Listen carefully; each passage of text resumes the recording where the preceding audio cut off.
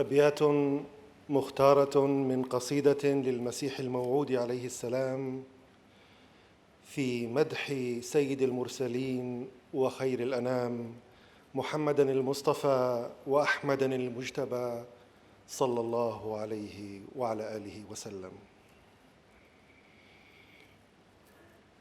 يا قلبي يذكر أحمدا عين الهدى مفني العدا،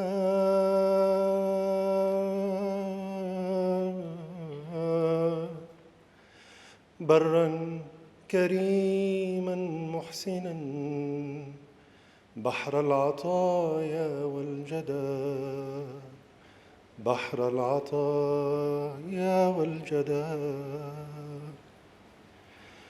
بدر منير زاهر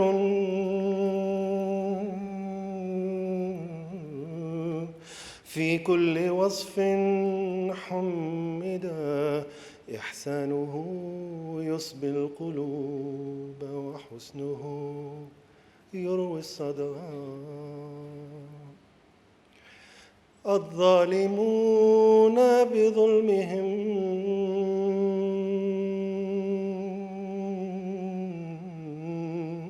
قد كذبوه تمردا، اطلب نظير كماله فستندمن ملددا. نور من الله الذي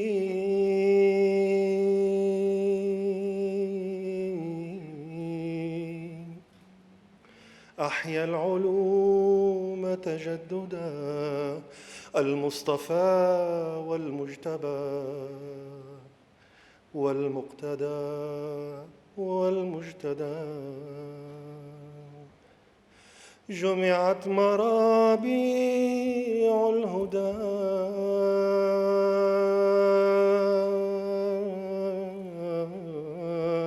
في وبله حين الندى.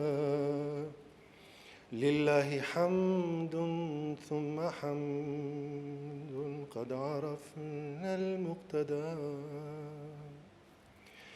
والله لو كشف الغطاء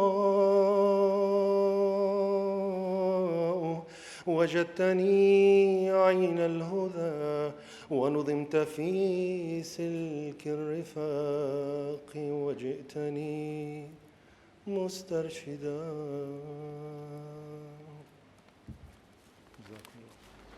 جزاک اللہ.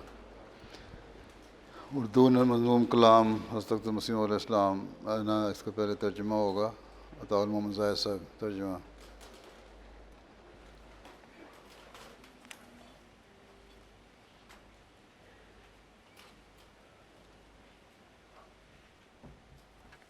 السلام علیکم. سیدنا حضرت اقدس مسیح موعود علیہ السلام کے تحریر فرمودہ نعتیہ عربی قصیدے کے جو اشعار ابھی پڑھے گئے ہیں ان کا ترجمہ پیش خدمت ہے.